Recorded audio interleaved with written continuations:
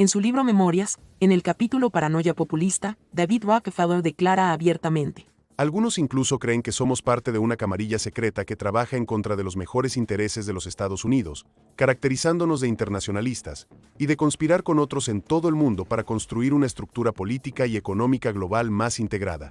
O sea, un solo mundo. Si ese es el cargo, soy culpable y estoy orgulloso de ello. Aquí tienes un interesante resumen de 20 minutos que cubre prácticamente todo lo que necesitas saber. Mussolini dio la mejor definición del fascismo, y con razón debería llamarse corporativismo, ya que es la fusión del poder corporativo y el poder gubernamental. Eso es lo que es el fascismo, una forma de extremismo en el sentido de que es totalitarismo y colectivismo. También dijo algo muy importante. Para el fascista, todo es el Estado, y nada humano o espiritual existe. Mucho menos tiene valor fuera del Estado. En este sentido, el fascismo es totalitario. Por supuesto que lo es. Es una forma de totalitarismo. Ahora bien, ¿qué pasa con el comunismo? Pues Ayn Rand lo dijo muy bien. Fascismo y comunismo no son dos opuestos, sino dos pandillas rivales peleando por el mismo territorio, basados en el principio colectivista de que el hombre es un esclavo sin derechos del Estado. Así que, sin entrar en demasiados detalles, el evento nazi en Alemania fue socialismo nacional, que unió a los sindicatos, la industria y el Estado en un sistema totalitario. Lo llamaron fascismo, pero es totalitarismo. Siempre es lo mismo. Así que, con suerte, esto lo aclara. Veamos ahora lo que tenemos hoy en el mundo. La versión de Mussolini es la más importante, que el fascismo es corporativismo, la fusión del poder corporativo y gubernamental. Y esta definición es obviamente la que más se parece a lo que hemos vivido en los últimos años.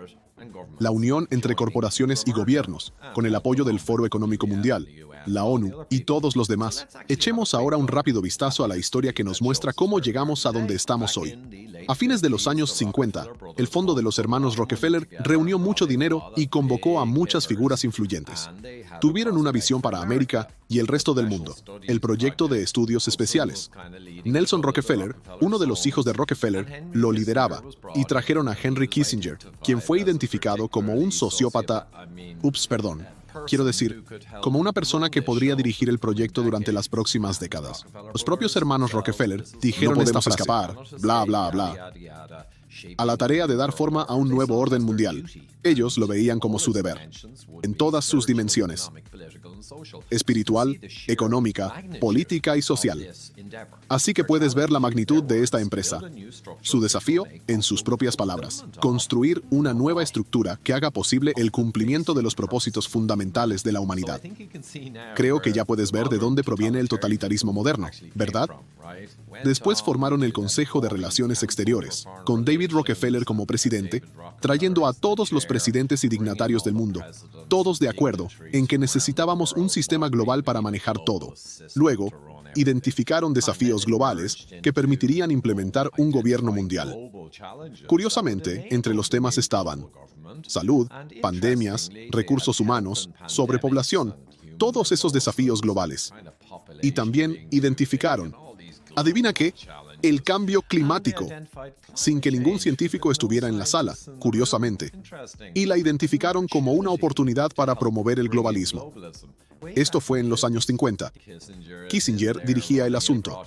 El Foro Económico Europeo se fundó en 1971 y más tarde, en los 80, se convirtió en el Foro Económico Mundial, al que ya todos conocemos y queremos con locura. Unas palabras sobre el Foro Económico Mundial.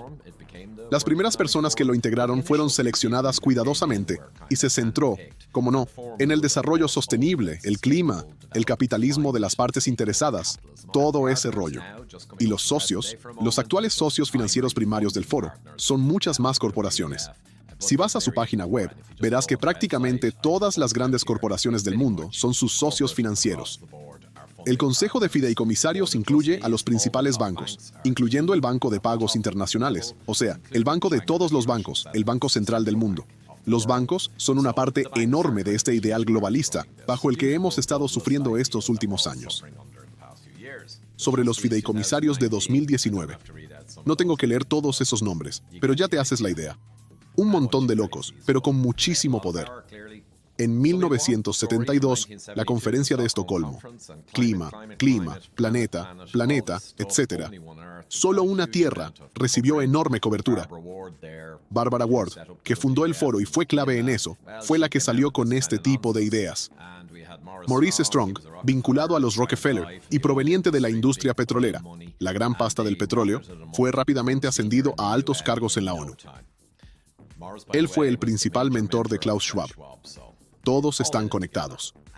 El Club de Roma se formó a fines de los 60 y principios de los 70, un club de millonarios propagandistas del desastre climático, tema que es pura invención.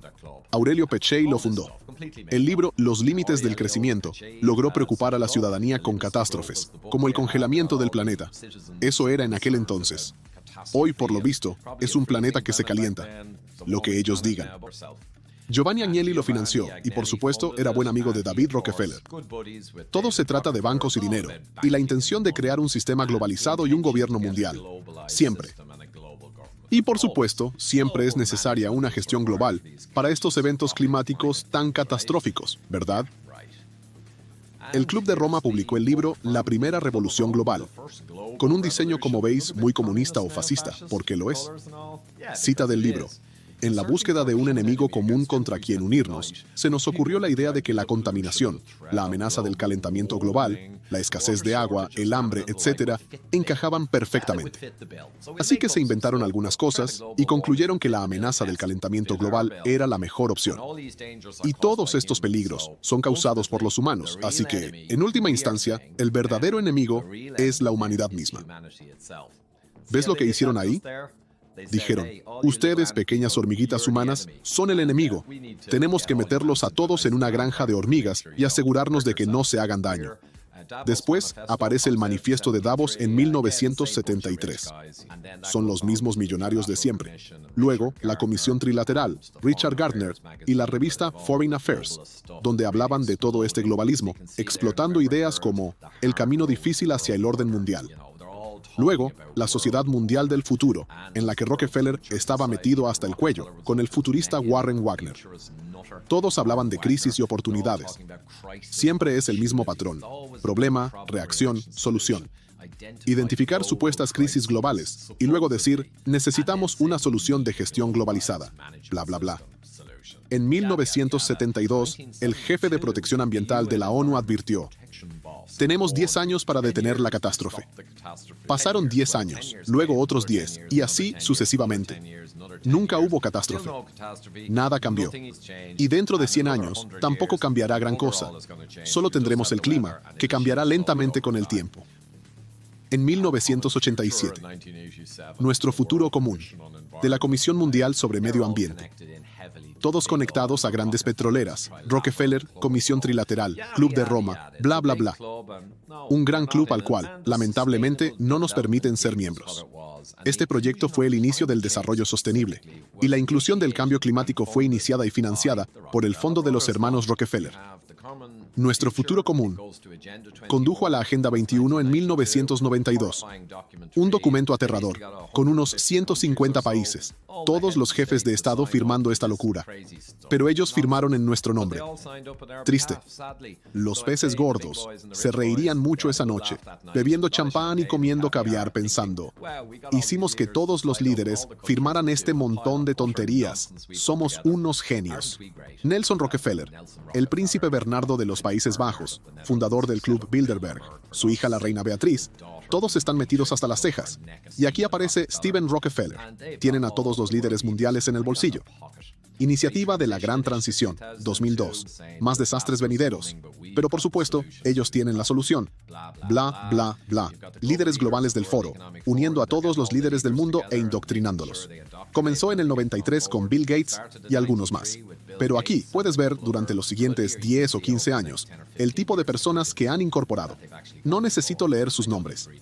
Ya en 2005, estaban llevando a cabo la iniciativa 2020 y básicamente tenían a todos estos jóvenes líderes globales haciendo lluvias de ideas y formando grupos de trabajo sobre el tipo de tonterías que al final realmente tuvimos en 2020.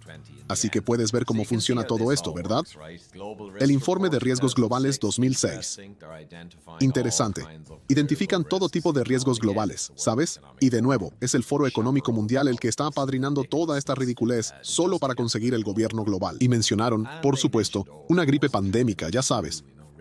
Y también señalaron allá por 2006, oh Dios mío, la amenaza de la desinformación, llevando a una pérdida de confianza pública en la capacidad de los gobiernos. Bla, bla, bla. Están hablando de esta desinformación proveniente de los ciudadanos, que conduce a la propagación del miedo y amplifica las consecuencias de una amenaza. Pero fíjate cómo ellos están haciendo exactamente lo que te están acusando a ti de hacer. Ellos fueron los que amplificaron el miedo más allá del límite durante la llamada pandemia, pero nos acusan a ti y a mí de hacerlo. Tal vez fue Maquiavelo, o tal vez fue Mussolini quien dijo, acusa siempre a tu oponente de lo que tú mismo estás haciendo. Quizás fuese Goebbels. Tienen la revolución tecnológica global 2020. Y detrás de esto hay mucho dinero y mucho poder. No son asuntos triviales. El llamado Consejo Global de Sabios fue creado por el Foro Económico Mundial tras la crisis financiera. Ellos intervinieron, vieron una oportunidad y comenzaron a reunir cerebros. Recuerda que el colapso financiero ya había sido identificado mucho antes como una posible oportunidad de la cual aprovecharse, al igual que las pandemias y el cambio climático. Así que esto está perfectamente sincronizado. Y establecieron estos consejos, 70 consejos globales, 1.500 supuestos expertos, y Klaus y los muchachos, y el foro, orquestan todo esto sobre la base de la crisis financiera, porque es una oportunidad. Estos dos en aquel entonces eran buenos amigos, aunque ahora las cosas han cambiado. Kissinger, en el New York Times, 2009. Si hablas de nuevo orden mundial, te acusan de ser un conspiranoico, ¿verdad? Pues por el amor de Dios, ese es el título de este artículo del 2009. Lo que quieren es el desafío supremo de moldear la preocupación común. Y siguen hablando sobre el terrorismo y el clima, y todo ese tipo de cosas que, según ellos, no permiten una solución nacional o regional. O sea, que necesitas que ellos te den la solución. Y la solución es el totalitarismo, claramente. Aquí tenemos la cumbre de Londres y el G20. Todo organizado y listo para expandir las estructuras de gobierno por todo el mundo y reuniendo a todos. Y la Global Shapers Community se añadió al Foro Económico Mundial en 2011 y tienen influencers menores de 30 años. Hay 14.000 de ellos, 479 centros en 150 países. Son muy listos. Eligen a personas con mucha influencia, jóvenes, gente de Internet. Y no puedes entrar a menos que seas invitado por un miembro existente o ya seas miembro del foro, etc. Así que se aseguran de que no se cuelen infiltrados. Muy listos. Y la Fundación Rockefeller, Lockstep, en 2010. Aquí se presentaba el escenario que ya tal vez hayas escuchado, que fue una copia exacta de lo que ocurrió en marzo de 2020 con los confinamientos. Lo escribieron todo, lo que pasaría en una futura pandemia, y lo escribieron todo ya en el 2010. Y eso era una señal interna para que todos dentro de las organizaciones supieran cómo se debía manejar cuando llegara el momento. Y cuando por fin llega el momento, todos los medios están balando como ovejas en un rebaño. Desde hace 20 años, ya sabían cómo se iba a desarrollar, así que están bien entrenados, como buenos perros pavlovianos. Y creo que esta es la última. Asociación público-privada, léase totalitarismo, léase fascismo, léase pseudocomunismo. Eso es lo que es.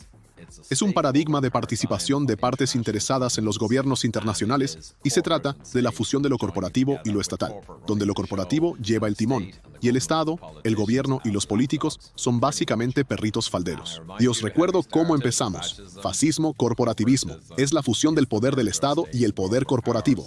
Así que ahora puedes ver cómo todo está conectado con el comienzo del video y con el fascismo, el comunismo y el totalitarismo. Vamos a cerrar con esto. Todo se conecta con los objetivos globales de la ONU, objetivos verdaderamente horribles, pero disfrazadas con un lenguaje bonito, amable, de salvar a la abuelita. Y por supuesto, la cuarta revolución industrial está siendo trazada, desde Klaus hasta todos los involucrados, indicando cómo se va a desarrollar, dónde nos va a llevar, qué se va a hacer, qué se va a decir, y van a reestructurar todo. el mundo físico, alterar al ser humano, integrar el medio ambiente con la vigilancia espacial y la tecnología digital, bla, bla, bla. Básicamente, es control totalitario, tan claro como el agua. Aquí está el gran evento justo antes de que comenzara la pandemia. 2019, el Foro y la ONU, que ya forman parte de la estructura que acabo de describirte. Rockefeller, Club de Roma, Comisión Trilateral, etcétera, etcétera. El Foro Económico Mundial y la ONU ya estaban juntos de todos modos, pero se aliaron oficialmente en 2019. El foro traería a todos los socios corporativos financieros y financiaría a la ONU para alcanzar los objetivos, que son el gobierno global y todas estas metas ridículas. Y por supuesto, la censura se disparó al máximo, porque todas las empresas mediáticas están metidas hasta las cejas en estas organizaciones. Y tenemos la Agenda 2030, que trata sobre el cambio climático, la salud, las pandemias falsas, bla, bla, bla. La colaboración digital, o sea, el rastreo digital, códigos QR, pasaportes de vacunas, todo eso. La igualdad de género y el empoderamiento de la mujer. Eso es todo ese asunto absurdo de género que has visto en los últimos años. No tiene nada que ver con la igualdad real ni con preocuparse sinceramente por las mujeres. Es solo otra cosa para confundir y desestabilizar la sociedad. Otra distracción para que nadie sepa qué demonios está pasando. Es una gran herramienta para confundir a la gente con todo este lío del género cambiante y el sexo fluido. Y cómo no, las habilidades educativas. Sabemos desde hace décadas que las universidades se han convertido en una especie de viveros marxistas, semilleros ideológicos. Así que la educación es muy importante para hacer que la próxima generación sea mucho más débil y más fácil de controlar que la anterior. En resumen, tienes gobiernos globales, tienes los bancos en la cima, tienes a la ONU y al foro juntitos, y tienes al G20 para reunir a todos los países. Eso es el gobierno global. Los políticos por los que votamos, ellos están por aquí abajo, en algún lugar, y simplemente reciben sus órdenes de los niveles superiores, como en cualquier corporación o estado corporativo o sistema corporativo. Los vicepresidentes y los altos directores básicamente dictan todo, y luego los gerentes, los políticos y los empleados de bajo nivel allá abajo hacen más o menos lo que se les dice, de lo contrario se meten en problemas. Así que el 24 de septiembre de 2019 anunciaron la década de acción. Y ciertamente, en cuestión de meses, vimos bastante acción, ¿verdad? Vimos una pandemia, entre comillas. Y eso desató sobre nosotros una especie de caja de Pandora de locura. Y todavía la estamos viendo hoy. Pero al menos ya sabes quién lo está haciendo, quién lo dirige, cuáles son las estructuras y dónde nos encontramos ahora. Y voy a terminar volviendo a donde comenzamos. Para el fascista o el comunista o el totalitario, son todos lo mismo. Todo es el Estado. Y nada humano o espiritual existe. Y mucho menos tiene valor fuera del Estado. En este sentido, el fascismo es totalitario. Por supuesto que lo es. El comunismo es lo mismo, pero con una narrativa diferente. Un cuento de hadas donde todos están felices compartiendo todo. Pero en resumidas cuentas, todos son prácticamente lo mismo. Y ahora sabemos quién está dirigiendo la última versión de la implantación del totalitarismo. La humanidad ha pasado por esto durante miles de años. Siempre es similar. Solo estamos viviendo la manifestación actual de este tipo de problema. Y por supuesto, terminamos con Ayn Rand. El fascismo y el comunismo no son opuestos, sino dos bandas rivales que luchan por el mismo territorio. Y todo está basado en el principio colectivista, o sea, el cuento de hadas que nos cuentan sobre diversidad, igualdad, inclusión, bla, bla, bla. Siempre es el cuento de hadas, pero al fin y al cabo, el objetivo es que el hombre común y corriente es un esclavo sin derechos ante el Estado o ante el sistema corporativo gubernamental totalitario. Lo mismo da. Y ahí lo tienes. Ahora, al menos sabes cómo funciona todo y por qué está pasando.